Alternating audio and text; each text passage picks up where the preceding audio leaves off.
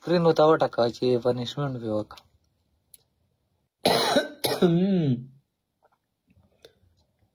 که ته په ما خامخا پنشمنټ کې والله که یې د باندې وکړم چې ته زما خبره منې پنشمنټ خو پرېږده پنشمنټ ته ګورم هم نه ګیمونه هم د باندې وین کوم ارزم او چاته مې اوسه پورې هاي قطر کوین وعلیکم سلام مننه زړګا یاره هاي والله په کمنټ نه پوهېږم زړګا خو 13 لیول دی مننه یار الله دې خوشحال لره یار ته دا ګیم را باندې لګون که زړګا قطر کوین ته وګوره دا قطر کوین اوس اخوا وخته ګولونه ښځه مړې خیر ده دې ته یې وله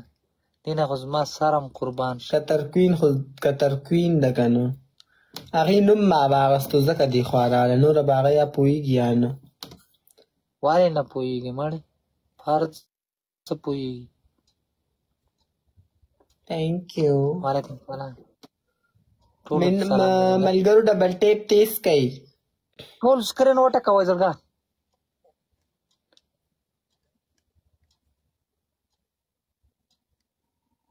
ته ګپ نه لګیا نو خوله دې راته نیولې ده نو دلته خلک هم ولې نه لګوم ګپ ته وایه ماته ته څه وې ته څه وې تا ته کومه خبره کوم ته وې ته ماته قچره خبره کې نو ته غلطې خبرې مه کوه سم ګپ لګوه که نه لکه زه درته وایم چې صرف اوکې نه ووایه بس څه اوریجنل دي که دیسي دي دیسي څنګه اوریجنل څنګه زه خو نه پوهېږم په دې خبرو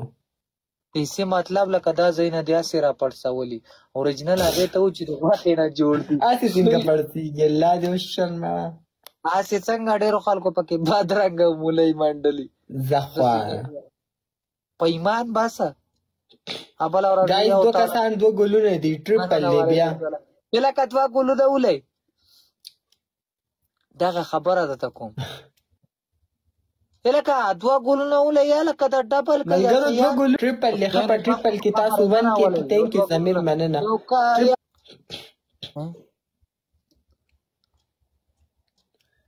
زمانه خیر دی پلی بشي وعلیکم سلام ټولو ته سلام دی زړګا ها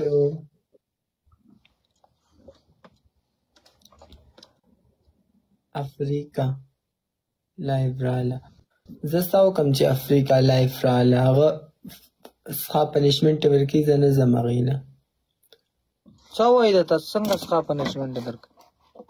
بدتمیز دی ډېر څوک دی هغه هم ستا ملګری دی که نه بدل دی کس دی کس دی کس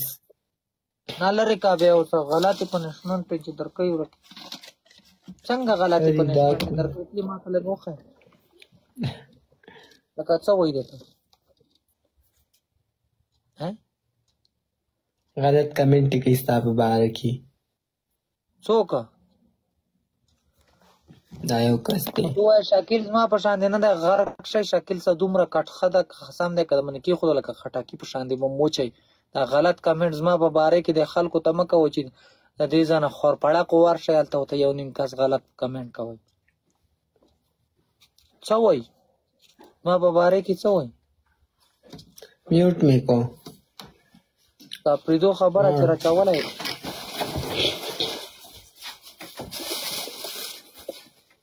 ځان راوغوښتل ها راولې